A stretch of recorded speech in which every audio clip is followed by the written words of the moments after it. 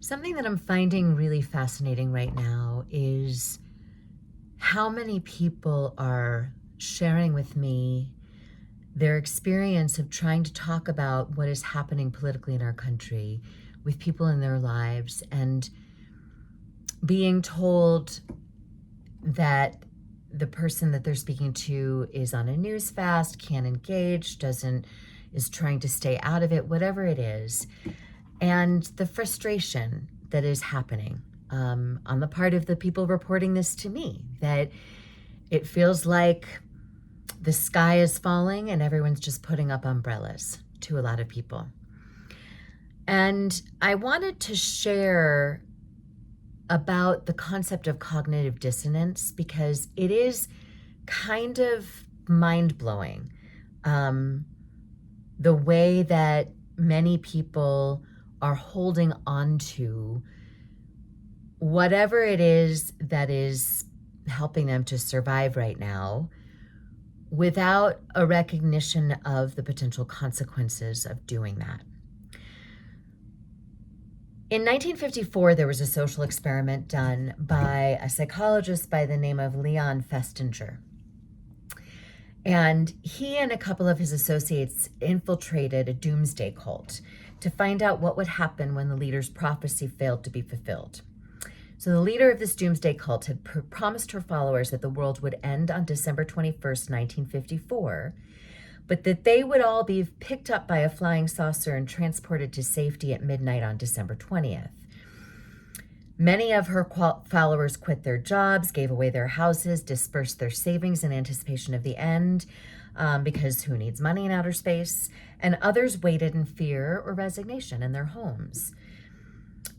The prediction that the psychologist made was that the believers who had not made a strong commitment to the prophecy would quietly lose their faith in the leader when the world didn't end, and that those who had given away their possessions and waited with other believers for the spaceship would double down on their belief in her mystical abilities. He predicted that even if the prophecy did not materialize, the followers who lost the most would demonstrate their increased commitment by doing whatever they could to get others to join them.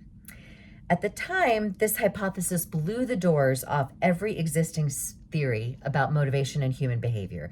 It was unthinkable that people would double down once proven wrong. I would imagine you know where this is going. By 4:45 a.m., when the spaceship was a no-show, their leaders shared a new vision of the world. Because of their strong faith, they had been spared.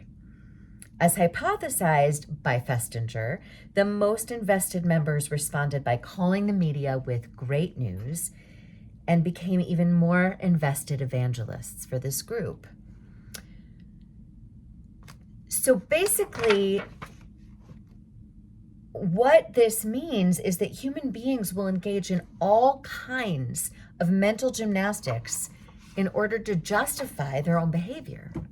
So when people are saying to me right now, you know, my uncle, my father, my sister, whoever it is that expressed belief in the current administration, believing that the current administration would maybe do things that would be helpful to them, and this is why they voted for them in the first place, sharing with them proof, evidence, information that would suggest that they made the wrong decision is only going to exacerbate their desire to defend themselves. And that's what we're seeing. A cognitive dissonance is a state of tension that occurs when a person holds two cognitions that are psychologically inconsistent with one another. So when we're faced with information that challenges what we believe, our first instinct, and this is from Brené Brown's book, Atlas of the Heart, that's what I'm reading out of right now. When we're faced with information that challenges what we believe, our first instinct is to make the discomfort, irritation, and vulnerability go away by resolving the dissonance. We might do this by rejecting the new information, decreasing its importance, or avoiding it altogether. The greater the magnitude of the dissonance, the greater is the pressure to reduce dissonance. And in these moments of dissonance, we have to stay curious and resist choosing comfort over courage. And that's really, really hard. So last week, I was working in a school where I had been invited to do some work with the faculty this year in helping them understand what the importance is of social emotional learning in schools. Why, as educators, would you give up seat time from core academic information to social emotional learning? And a lot of what I do when I'm talking to educators is dispelling the belief that social emotional learning is a curriculum. That in fact, it's the fact that we are human beings engaged with other human beings that is the core of the need for social emotional learning. Because if a child is struggling with a math problem in your class, there's a social emotional issue that either is feeding that challenge and or resulting from that challenge. It's that simple. When you're a human working with other human beings, social emotional learning is part of the education. And so I started by challenging cynicism. I said, there's a difference between cynicism and skepticism. Cynicism says, I don't agree with this, I don't believe in it, regardless. Skepticism is holding a belief, but being open with curiosity to changing that belief should you gain information that it would make sense to consider. And so I said to everybody, listen, as educators, I think we can agree that critical thinking is under attack. And I think we can also agree that we want students to learn how to critically think, and that critical thinking requires some level of knowledge about a subject and understanding about a subject in order to make a critical decision about how you feel about it. And that is really hard, and it continues to be hard for a lot of people. So I'm going to be starting right now, right after doing this video, the introduction to and the first video of a playlist that is focused on Timothy Snyder's book On Tyranny, 20 Lessons from the 20th Century. I will not get into the importance of it. If you're interested in learning why I'm doing this, please watch the introduction.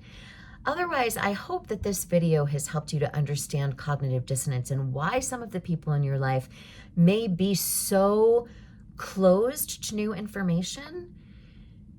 Instead of challenging their intelligence, instead of letting it just be emotional, which I know it is, let them know that you understand that they believe that their viewpoint is grounded in facts, but that you would like them to consider that they are seeing different facts than you have been seeing, because allsides.com is a great way to show this.